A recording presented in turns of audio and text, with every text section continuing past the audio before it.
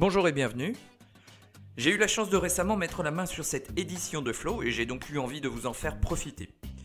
Pourtant à première vue cette version de Flow a l'air comme toutes les autres, donc rien d'exceptionnel, et comme on me le dit souvent dans mon entourage, j'ai l'impression que tu l'as déjà. Alors c'est vrai effectivement, j'ai déjà Flow puisqu'elle existe depuis la toute première série, sauf que cette version-ci est une variante, et même une très belle variante. Et donc je vous propose de regarder ensemble pourquoi. Cette version de Flow est sortie en 2017 dans la série Cars 3. Comme vous pouvez le constater, son blister ressemble aux autres blisters Cars 3, il y a même le logo Cars 3. Il y a pourtant des différences au niveau du blister puisque au lieu d'avoir un fond noir, eh bien ici on a en fond un paysage de Radiator Springs. Et puis contrairement aux autres singles de la série Cars 3, ce blister mentionne le nom d'une série, ici Radiator Springs. Maintenant, quand on regarde les photos de cette série sur internet, on peut s'apercevoir que les blisters US mentionnent le nom complet de cette série qui est Radiator Springs Classic. Et si vous êtes un habitué, vous savez probablement que Radiator Springs Classic, c'est le nom d'une série qui est exclusive à l'enseigne Toys R Us. D'ailleurs, c'est bien là que j'ai trouvé cette Flow. Alors cette série Radiator Springs Classic de 2017, elle comporte 5 singles et 3 deluxe. Et pratiquement chaque modèle est une nouveauté ou un variant.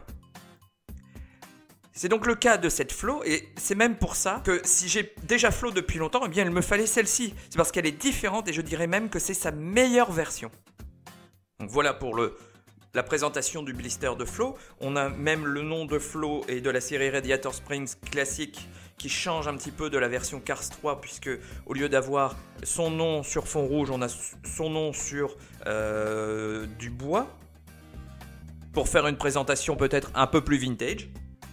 Et le dos du blister, ma foi très classique avec, comme vous le voyez, beaucoup de texte et de traduction internationale.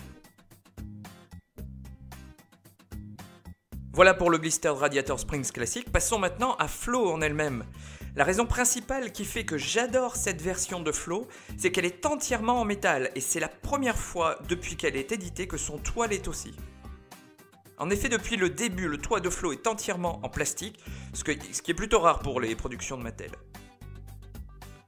Alors cette évolution, elle est peut-être due à la collection Precision de Series où la version de Flow qui est incluse dans le V8 Café est faite avec un toit en métal. Il y a 2 raisons à cela. Tout d'abord, la structure du modèle a été retravaillée pour y inclure un bouton pour allumer les lumières.